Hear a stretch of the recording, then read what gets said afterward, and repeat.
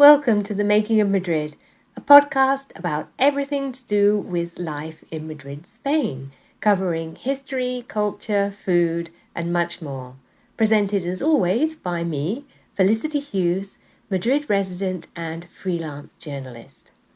This week, I have a very special guest, writer Marsha Scarbrough, who's going to talk to me about retiring to Spain as a US citizen. The interview covers not only the practicalities, but also the fun parts. And Marsha is a fantastic character. I'm sure you'll find this one not only informative, but entertaining. Hello, Marsha. Welcome to the podcast. I should say a little bit about how we first met, because I think I was really impressed when I first met you. I met you at History Club, I think. And you were demonstrating a dance by the Yoruba people of West Africa. And you wrote a book about that. Is Honey in the River, is that right? That's correct. Yeah. And Felicity, thank you for inviting me on the podcast. I'm thrilled to be here. Can you tell us a little bit about that book? And what were you in Nigeria, is that right? Because I know the Yoruba are all over West Africa. Right. No, I learned from a Yoruba shaman, a Yoruba babalao, in the U.S. He had arrived in the U.S. and he was teaching. So that's how I started learning about Yoruba culture, and ended up managing him and traveling with him for a while in the U.S., teaching drumming and dancing and Yoruba culture. And dance is really your thing, because you've written another book about dance, which is Medicine Dance. Is that right? Did that come before Honey in the River? It came before Honey in the River. And that was when I studied with a Native American medicine man whose main healing techniques were drumming, dancing, and chanting, singing. Mm-hmm. And then, interestingly, the Yoruba shaman uses the same techniques. And there's a reason for that, because in indigenous cultures, they know, as we know from quantum physics, that we are actually not solid matter. We're composed of vibration. We are little atoms vibrating. Mm-hmm. And when our vibration falls out of harmony, we get disease. And it can be brought back into harmony by sacred vibrations. So then when we practice sacred rhythm, we come into better health. And that was like a healing experience for you then? Exactly. I was having a crisis in my life, and the Native American shaman, I think, basically healed me. So that's how I got really interested in this, because it worked for me. Mm-hmm. So, mm-hmm. Is this the crisis that led you to Spain? No, this was a much earlier crisis. Well, it's funny, isn't it? All these negative crises actually always end up, if you're resilient, kind of bringing wonderful things into our lives, right? Well, and it's always the catalyst for change. Yes. If we're comfortable, we're not growing. Exactly. So. The next time I met you, I should say that you were my model. You came to model for photographs. So I love that you were just like so up for things and kind of involved in stuff. You're involved in the history group in Madrid. And also you came to the open mic, which was like the third time I met you. And you really impressed me again, because you told a hilarious story about Dolly Parton being a complete hero on the set of the Best Little Whorehouse in Texas. And can you see that story on your Instagram account? Not that exact story, but some more stories about Dolly Parton. And on TikTok, I have quite a bit on TikTok. And that story will be in my third memoir, which is hopefully forthcoming in 2025, which will be called 20 Years in Hollywood, Tales to Tell. Right, so you're an assistant director in Hollywood. Right, I was an assistant director in Hollywood on major feature films and primetime television. Oh, wow, so exciting. I love watching your videos on Instagram, and I also really, really love your name. It's Roaming Crone, is that right? Yes. When did you start your TikTok account and Instagram account? My TikTok about a year ago. I had Instagram, but not used it much. But now I try to post really regularly. Great. So, and this is a requirement for authors now. You know, you have to have a social media presence to get anything published. Oh yes, tell me about it. Something I struggle with. Anyway, so getting back to Instagram, have you had a lot of positive feedback from people maybe who are in your shoes maybe 10 years ago in the States, thinking about coming to Spain? I get a lot of, not necessarily through Instagram, but I was the Spain correspondent for International Living magazine. Yeah. And because of that, I got some notoriety. And so people will find me through, usually my website is linked. So they'll go to my website and contact me through that. So I do get a lot of questions from people who want to move to Spain or considering retiring in Spain. Mm-hmm. And what's a popular question? What are some of the things that come up? Well, you know, things about visas, things about the cost of living, things about just like everything, things about. So hopefully today we're going to get into a lot of those questions, because I think like a big proportion of my readership is in the States. It really surprised me when I first started writing the blog, and I've had people write to me from the States, and often Americans who've maybe had some experience living in Spain and come back for holidays, or they could even be thinking of coming back and settling here. So I think you're a brilliant person to talk to because you've done it. Right. And as I'm British, I don't know all the ins and outs of these things from a North American perspective. Okay, so the first most exciting thing that I've been watching your video, which is, it was for International Living again, is that right? Yes. Yes. And I love that you sort of landed with a big splash, a media splash. You were age 70 in 2017 and were declared the first exile from Trump by El Mundo. So can you briefly tell me about that?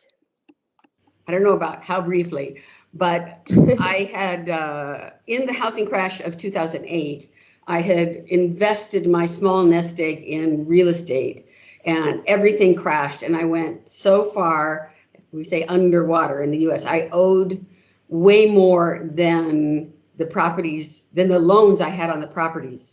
So it was not worth keeping them. So I went into foreclosure. I eventually went into bankruptcy, and I was like 62, I think. And I was like, okay, I'm only going to have my pensions when I retire. And so if I want to retire, it's not going to be in the US because I can't afford to live on my pensions. So I have to find somewhere where I can live on my pensions. And I'm a well-traveled person, so I knew those places existed. I know Mexico very well. I've spent a lot of time in Mexico. So I started a sort of quest. I was living in Santa Fe, New Mexico, a state in the US, not Mexico, and where it's very cold in winter. So I would travel during the winter months. I also started teaching English as a second language during the summer months in Santa Fe, and my students were from all these different countries. So I would go visit my former students during the winter months, looking for a place to settle. And I didn't think of Europe because I thought Europe would be too expensive for me. But I had made quite a good friend with one of my students who was a fine arts professor in Madrid.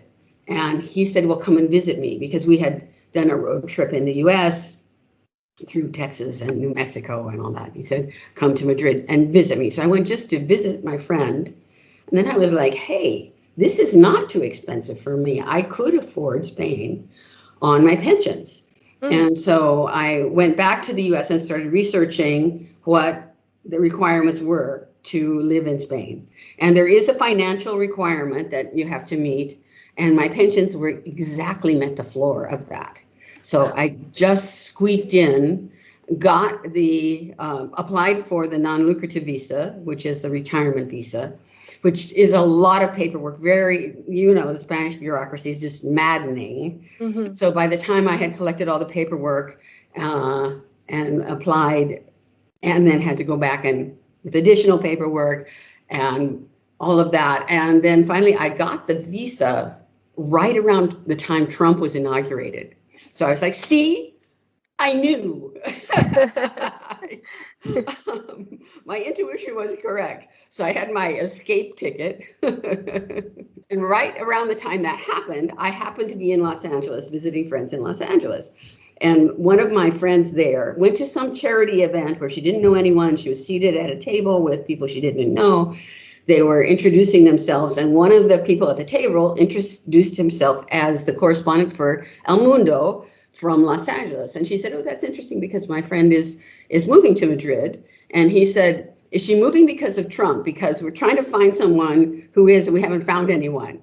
Well, they wouldn't have, because it took a whole year to arrange the visa, right? So she said, let me connect you. So we connected, and I said, yeah, sure, I'm leaving because of Trump. And so it ended up, he drove me to the airport actually to go pick up my visa in Houston. And that ended up on the front page of El Mundo in the big color photos, like the first exile, the Primera Exiliada. And so they wanted, then all the Spanish press wanted to interview me, and they wanted to interview me right when I got off the plane. I was like, no, that's not going to be good. So, but I did a lot of press when I arrived. Fantastic.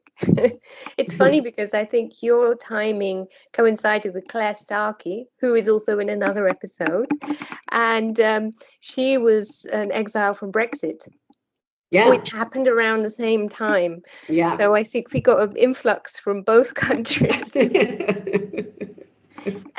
going back a little bit to the visa, some people find, I did a piece recently about digital nomads in the Financial Times, giving myself a little plug there. And a lot of people were hiring lawyers to do the visa process. Do you think it's possible to do it without a lawyer because of the bureaucracy is so complicated? Well, I did the non-lucrative visa without a lawyer. Mm-hmm. Now, the digital nomad visa is much more recent. And I think that when it was initiated, no one quite knew what the rules were. And so people needed lawyers to do it. And I think that may still be the case because the financial requirements are quite different than on the non-lucrative visa. You have to show contracts that you have made so much money as a remote worker before you apply for the visa and such. So. Yes, and I spoke to a lawyer to write that piece, and at that point, the rules kept shifting constantly. But to do the non-lucrative visa, is it possible to do it without any Spanish, or do you have to know some Spanish? No, I don't think you have to know any Spanish. I mean, there are forms in Spanish, but there's, Google Translate. You can figure it out. I did. Yeah. Okay, so you were very resourceful, and because I admire anyone who can battle through Spanish bureaucracy. It's really difficult. Well, and I will say that when I got to Spain, and then you have to go to the immigration office with all your paperwork again and your empadronamiento and all that, I always took a bilingual Spanish friend with me so that I was sure I was understanding what the functionarios in the immigration office were saying. And I think because there was a Spanish person with me, they were a bit more friendly. I think that they want to make a good impression on their own people more than on an immigrant. Yes, that's absolutely true. I had to bring my husband in the end to get my NIE, which is like a little card that you had if you were a European citizen. Of course, no longer the case, but I would absolutely agree with that. Have someone, a native speaker with you to deal with people in person, I think.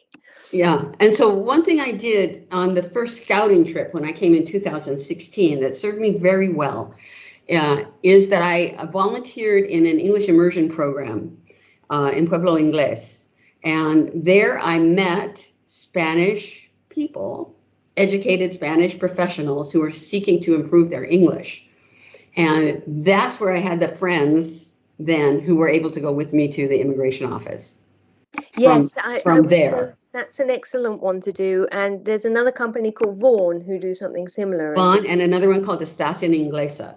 Yes. So those 3 programs I highly recommend to people on scouting trips to start making connections with Spanish people, because you need Spanish friends to sort your way through the bureaucracy and the culture.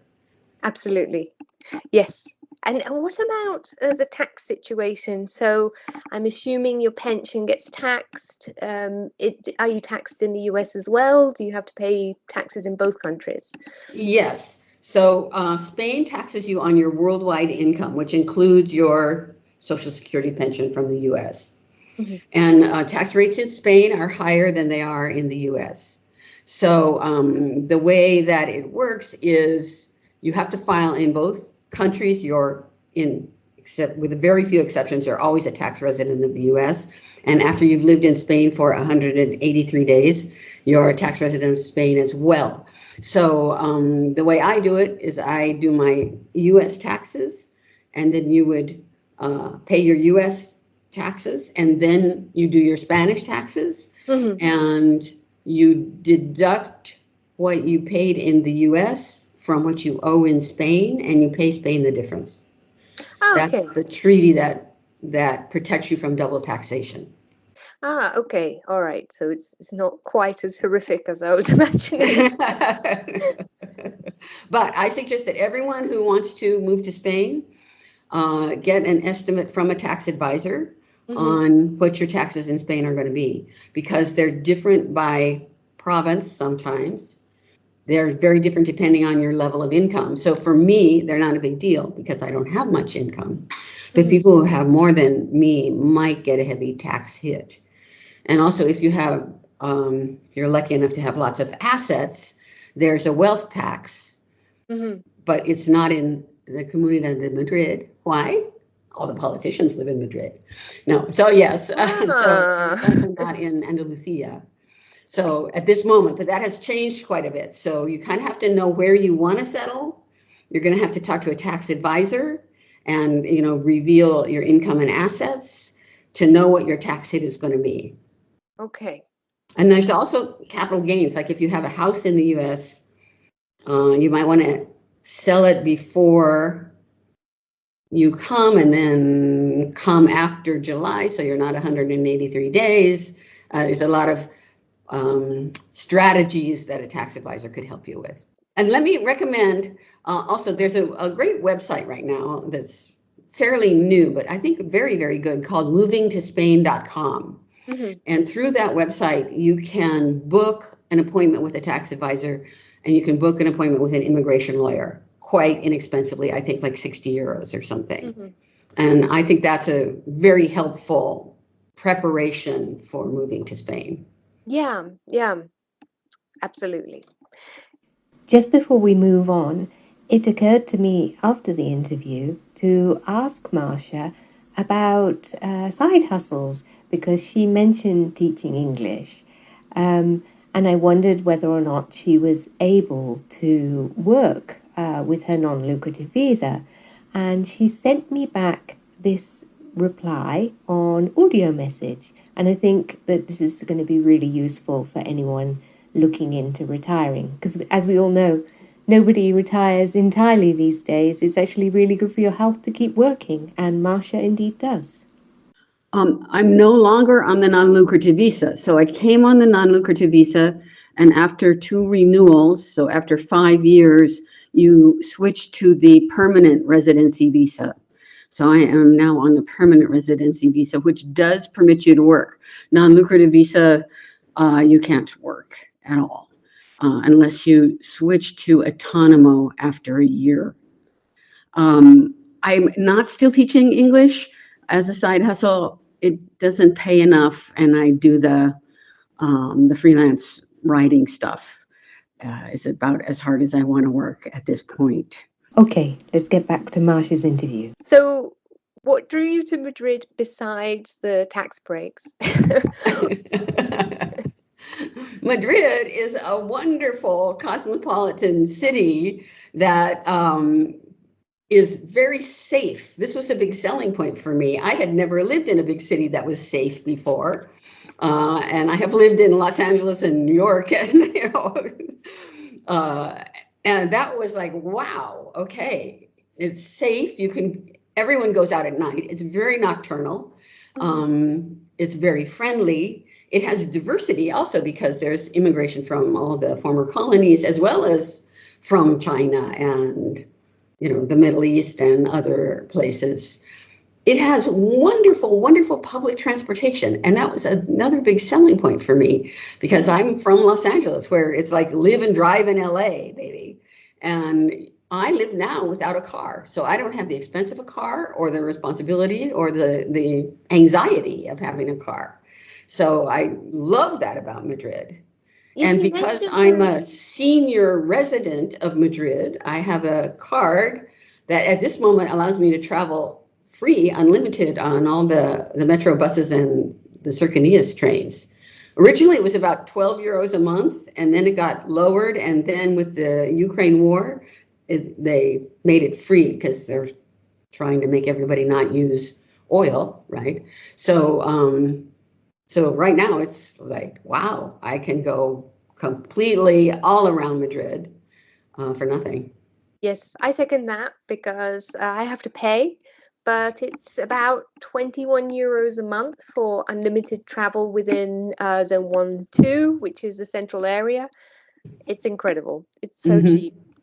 And that's having just come back from London where a single journey was about £5, I'm like, oh, this is amazing. Wow. The infrastructure is very, very good because in my scouting in South America and Central America and a lot of places, like you can't drink the water or the electricity's not on 24/7 or something like that. In Madrid, all of that, you can drink the water, the electricity's on, the roads are great. It's a very first world infrastructure. The water in particular is a big selling point in Madrid. It has the best water in the country.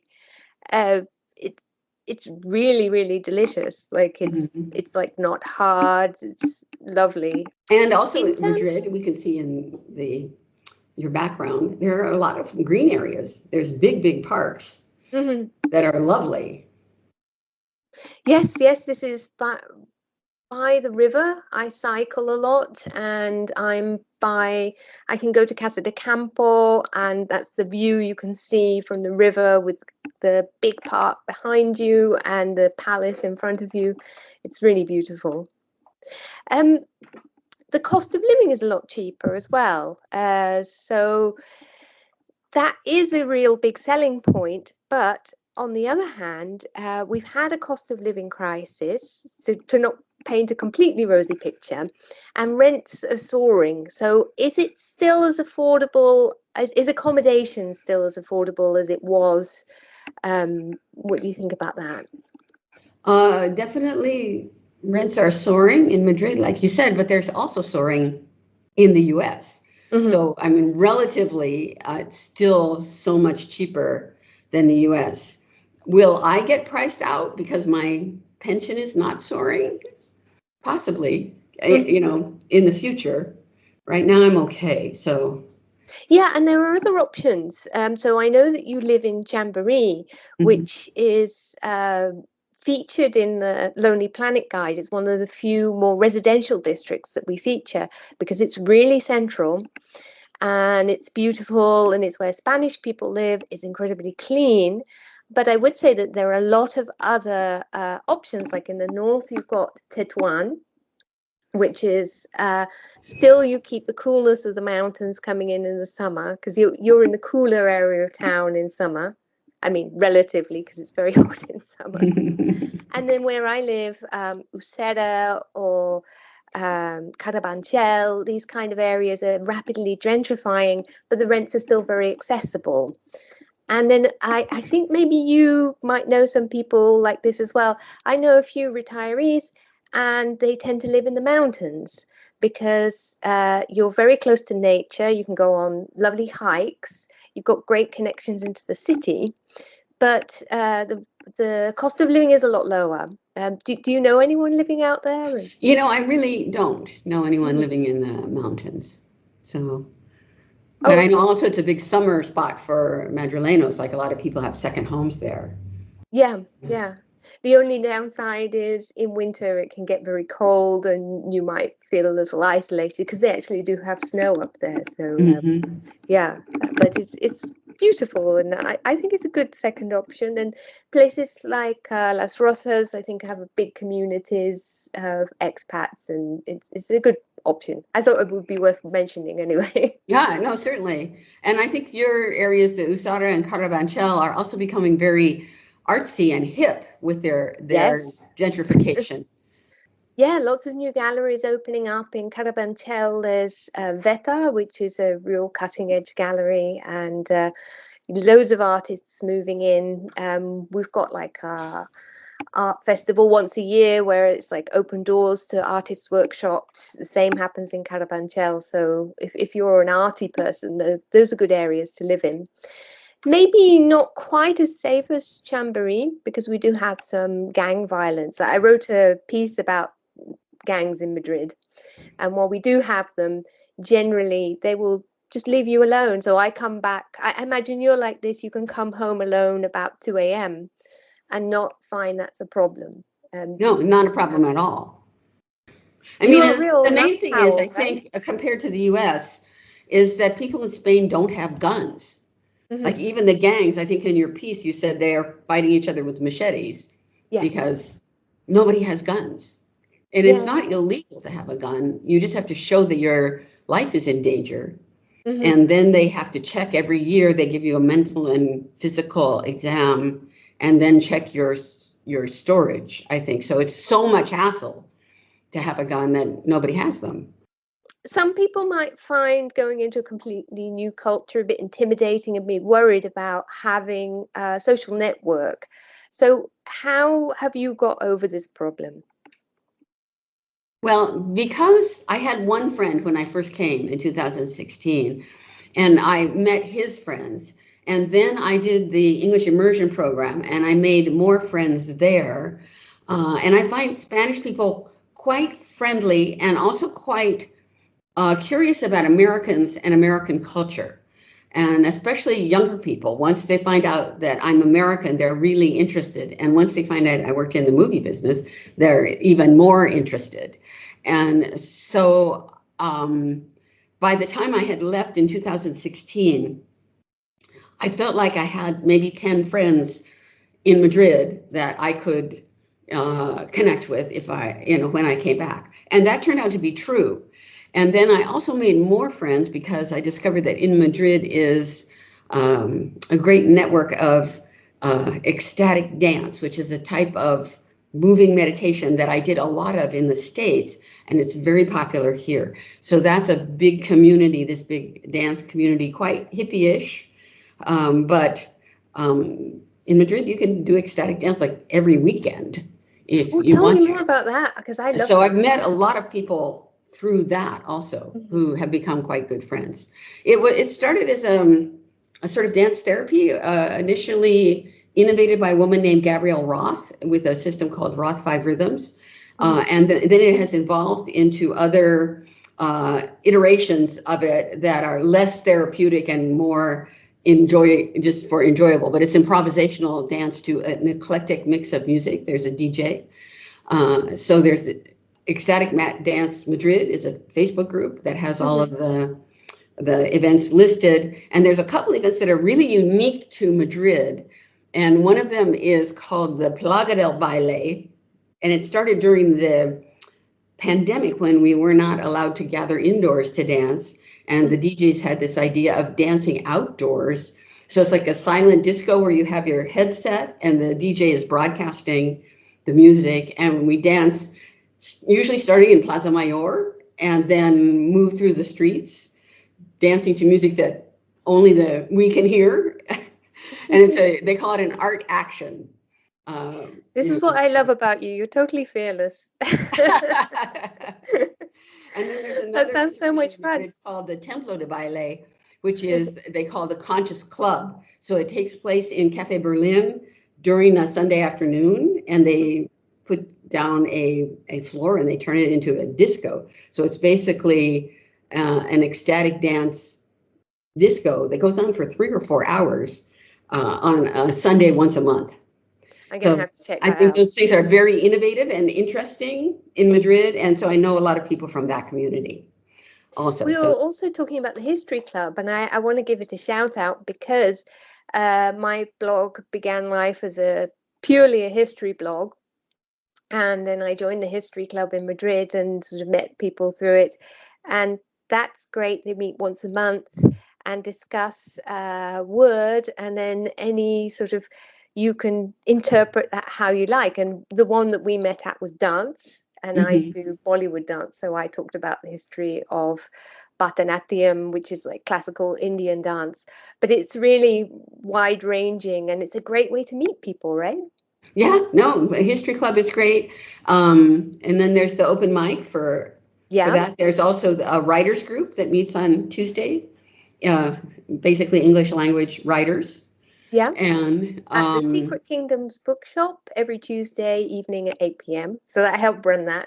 And I also help run the open mic, which is at, we've just moved to Aleatorio Bar, which it's the first Tuesday of the month at 8 p.m. as well. So. And Secret Kingdoms bookstore is a great resource. It's a great English language bookstore. And the owner, David, really tries to welcome English speakers in Madrid. And no, that Secret Kingdoms is fabulous. And then another thing that for people who want to meet other expats is Internations. So Internations in Madrid has so many events, it's overwhelming. Like you can also go like almost every night to an Internations event. Yeah. What about the downsides of living in Madrid? Has there been any times when you've kind of gone, oh, I'm not quite sure about if I made the right decision? For me, no, never. I was like, I think I'm brilliant for making that decision. I'm single, and I came single. So I think maybe when you're single, you have to meet more people. Yeah. Like it's sort of imperative for your survival. And I'm okay with that. And I think people who come in couples, they stay together. And I think it's really harder for them to meet people. So I just say that in general. And I'm a person, I also like to travel alone. And you meet people when you travel alone. And so I would just caution you, if you're in a couple, make sure that you force yourself to socialize. And one of the things I think that makes you really suited to this life is that I gather from your video, you're a night owl. Yes, and so the schedule was perfect for me. I mean, some people have trouble adjusting to the day starts late in Madrid, like stores don't open till 10, and then the lunch is at 2 and 2 to 4, and then dinner starts at 9, and a lot of people have trouble with that. But it kind of exactly fit with the way I like to live anyway. So I was great with it. Okay. What's the latest you've ever gone home? About 3 or 4. Wow. Because, have you ever been to the piano bar, Tony Dos in Chueca? I haven't yet. I was working on the guide, but someone else did that chapter, Chueca. But I hear it's fantastic. It's really, really fun. And that's like, I don't know, I think it opens at midnight and it closes at 6 a.m. But it's super fun and a kind of unique Spanish thing that they know all the words and they sing along with all this live, piano thing. So like, I recommend that. And then there's also salsa dancing is often late at night. That often starts like at midnight or so. And people are going to the different salsa clubs. So. And in the piano bar, can you request songs in English or should you practice something in Spanish? You can request songs in English. I mean, it depends on what the piano players know and they change. So they're usually in the bar and you can ask them what they know how to play. I think they all know how to play Imagine. I've heard that in there several times. Until you sung? Oh, no, I'm not a singer. I just go and enjoy it. And how are you doing with the Spanish? Okay, so that is challenging, I would say, to learn a whole new language. And it wasn't entirely new to me because I live in Los Angeles and I lived in New Mexico and I traveled extensively in Mexico and South America, but it's a different Spanish. And I think trying to get fluent in any language is like a lifetime endeavor, unless you're someone who was bilingual as a child. Then I think it becomes quite a bit easier to learn another language.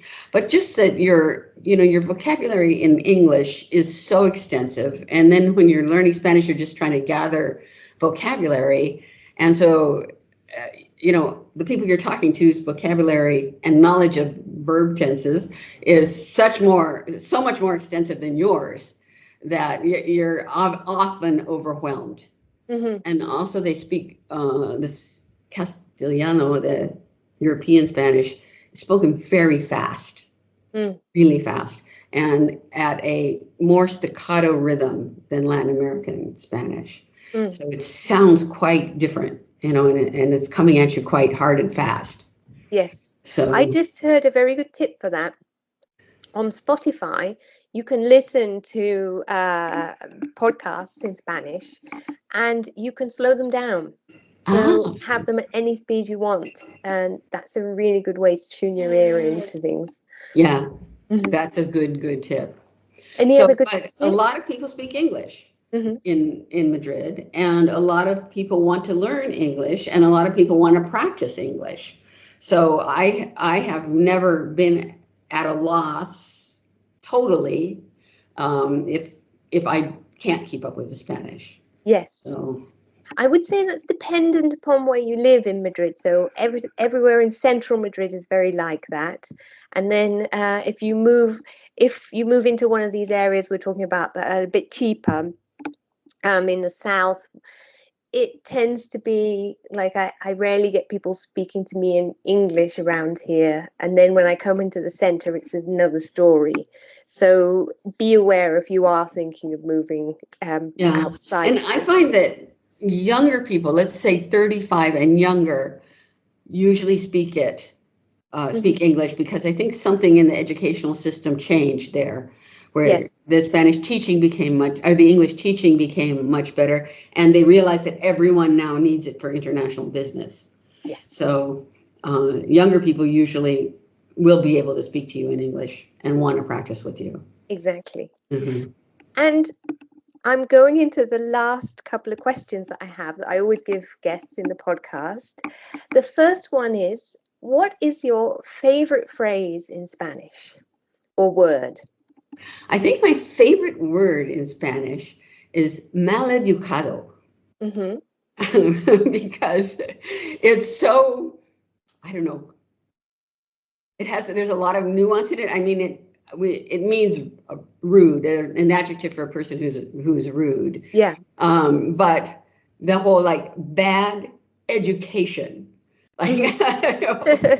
it's like so spot on. It's not that you're ignorant. It's not that you're, something wrong. It's like you have a bad education. You're mal educado. Mm-hmm. Yeah, that speaks to the kind of days of chivalry, I think. It feels like it comes from Cervantes' time or something, right? Yeah. And I think the other thing I was going to mention is I think there is this vestige of chivalry in Spain, that young people do get up and give you their seat on the metro, without being prompted. Mm-hmm.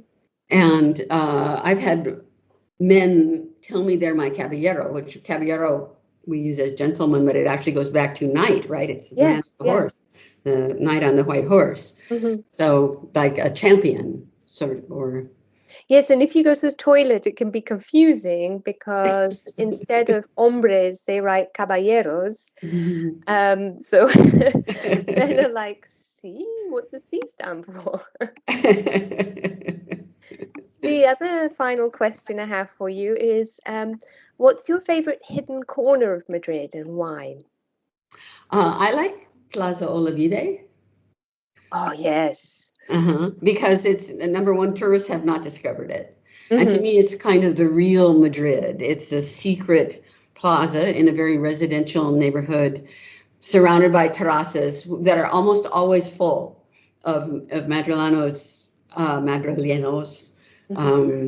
in conversation over food Yes. and drink, and then families playing in the park, people walking their dogs. It's the sort of conviviality of the residential life in Madrid in this secret plaza. I absolutely second that. It's a gorgeous little plaza, and I discovered it when I was researching the guide last time. I had to do a walk around the area, and there are little workshops that remain. There's a luthier where you can go in and learn how to make guitars, and it's just a gorgeous. Oh, and a clockmaker, a like 100-year-old clockmaker. It's such a sweet area. Yeah, absolutely agree. Okay, well, that's about it for now. Thank you so much for coming on my podcast. It's been a pleasure to meet you. And I'm My hoping you. pleasure, Felicity. Thank you for inviting me, and I look forward to hearing it and seeing it. Yes, fantastic. And hopefully this will inspire some people who are a bit scared of taking the leap to follow Marsha's wonderful example. My website is marshascarbrough.com. So you'll find me. Oh, and we haven't talked about the book yet. We should just give it a little plug at the end. Your upcoming book, I think we mentioned it a little bit at the beginning, but we didn't. Right. So it's a memoir of my years in Hollywood, and and what assistant directors do, and the movie stars that you work with as co-workers. So hopefully it'll be titled 20 Years in Hollywood, Tales to Tell. Okay. But look for me on TikTok and Instagram. And that's Roaming Crone again. Roaming right? Crone. I'm the Roaming Crone. Okay. Thank you very much, Marsha. Thank you, Felicity. Bye. Bye.